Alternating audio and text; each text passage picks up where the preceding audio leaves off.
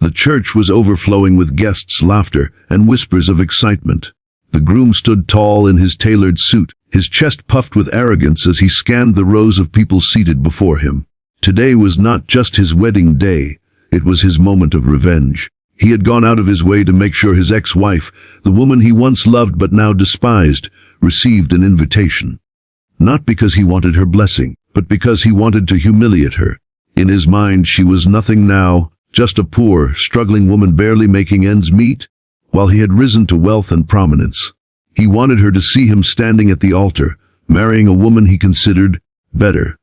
He wanted her to feel small, broken, and forgotten. But little did he know, fate had a different plan. When the grand church doors swung open, silence fell across the hall. Every head turned, gasps rippled through the guests, and there she was, his ex-wife, glowing elegant and stepping out of a sleek black limo. She wasn't alone. Holding her hands were 3 beautiful children, identical triplets, their little suits and dresses making them look like angels walking into the room.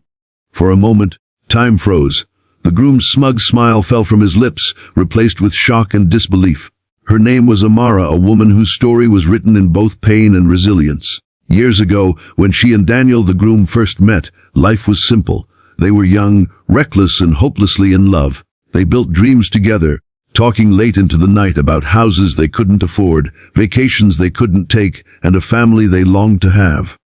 But as often happens, love collided with reality. Bills piled up, work consumed Daniel, and when Amara struggled to conceive in the early years, Daniel's patience began to wear thin. The marriage cracked, and then it broke. Daniel blamed her for everything, their poverty, their struggles, and even their childless home. He grew cold, bitter, and dismissive. When Amara finally became pregnant, Daniel had already given up. He filed for divorce, leaving her broken and abandoned at the very time she needed him most. She gave birth not to 1 child but 3 triplets. 3 little miracles that became the light in her darkest world. Raising 3 children alone was no small feat. Nights without sleep, days without food, and endless tears behind closed doors. Amara worked tirelessly, cleaning houses, waiting tables, and sometimes skipping her own meals just to make sure her children ate. Every time she thought about Daniel, about how he walked away, she burned inside. But then she'd look at her children's innocent faces, and she'd remind herself they deserved her strength, not her bitterness. Years passed. Amara's resilience drew people to her.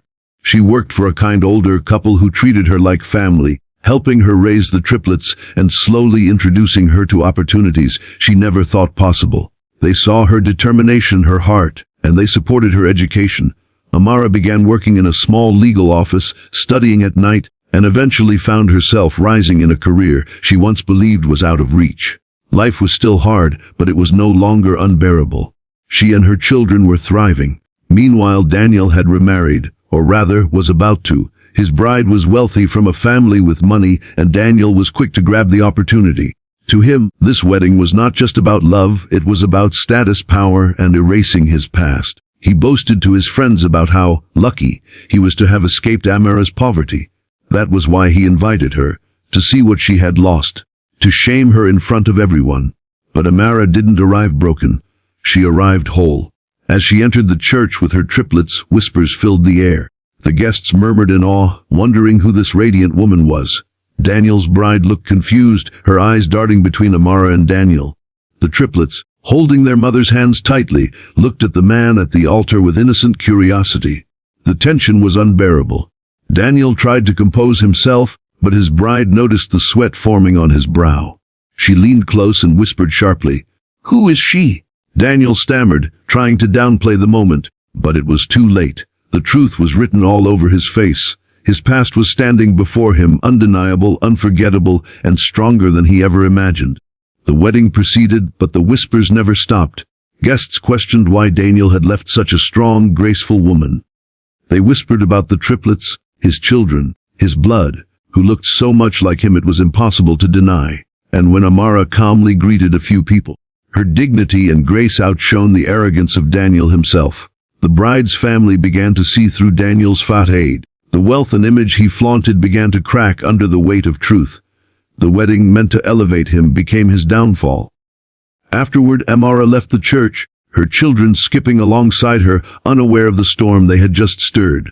For her, it wasn't about revenge. She hadn't gone to shame him. She had gone because her children deserved to know the truth of their father, to see him as he was. She had walked in with her head held high not for Daniel, but for herself and her triplets. Daniel, meanwhile, was left with the sting of humiliation. His bride's trust shattered, his guests questioning his character, and the very woman he had wanted to humiliate proving herself stronger than he could ever be. Life didn't magically become easy for Amara after that day. Raising triplets was still exhausting, and the world still threw challenges her way. But she carried with her a lesson: true wealth isn't measured in money, weddings, or status. It's measured in love, resilience, and the lives you build with integrity. She had everything she needed in those 3 children who looked up at her with adoration, calling her the best mother in the world. And Daniel. He became the man who had everything and lost it all because of arrogance, pride, and the inability to see the value of what he already had. This story is a powerful reminder that life can turn in ways we never expect. Sometimes, those who walk away from us are actually giving us the space we need to grow into who we're meant to be. And sometimes, the best revenge is not revenge at all, but success, peace, and happiness. If you felt touched by Amara's strength, let me ask you this: what would you have done if you were in her place? Share your thoughts in the comments. I'd love to hear your perspective. And if you want more stories like this one, don't forget to like this video, subscribe, and share it with someone who needs a little inspiration today. This is your channel. Be kind always. And together we'll keep spreading stories that uplift hearts and remind us of the power of kindness, resilience, and love.